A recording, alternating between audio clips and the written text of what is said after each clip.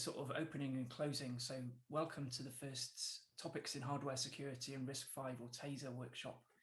I'm not going to subject you to more slides or waste any more time than necessary, but I've got a couple of things I sort of want to or need to say initially. Just for some context, the original idea to hold this really came from Benedict and Helena. The motivation was essentially that it seems like there's an increasing interest in RISC-V within CHES. So using RISC-V as a platform in papers that you see appear at CHES. For instance, there's a sort of resurgence in instruction set extension type work. But also there's a chance to sort of establish RISC-V as an explicit topic of interest and sort of give hardware security using RISC-V a home at CHES going forwards. They asked Richard Newell, who can't be here today, and myself to help. Of course, the hardest part was coming up with a name. I think that took about 3 weeks and 500 or so emails. So whether we did a good job or bad job, I think by this point we're not so bothered. This sort of first edition of the workshop is constrained in lots of sort of awkward ways, I suppose. The online format means probably the scheduling is a bit awkward for some people. The time constraints mean that the talk slots are fairly short.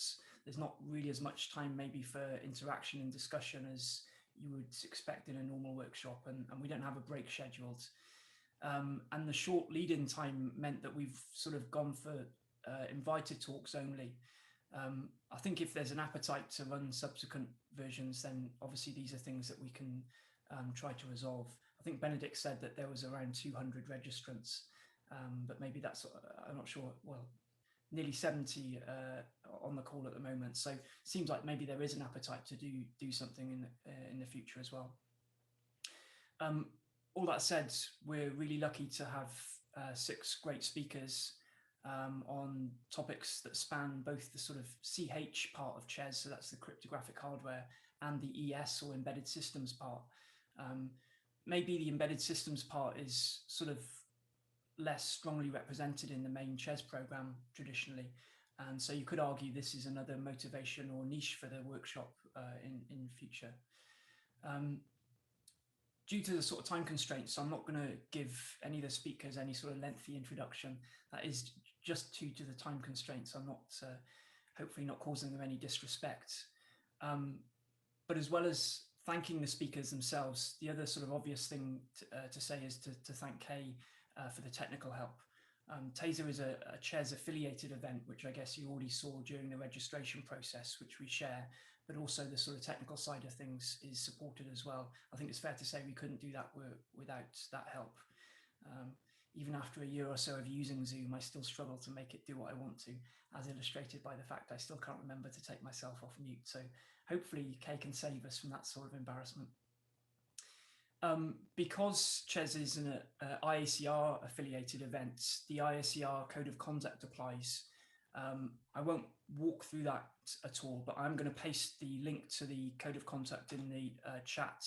So I'd encourage you to have a look at that if you haven't seen it already. Just a reminder that the session is being recorded. You probably heard the robot Zoom lady say that already. We'll ask the speakers to share their slide sets if they're willing afterwards and put those on the website for sort of future reference. And the other thing is that there isn't a lot of time budgeted for the Q&A slots after the talks.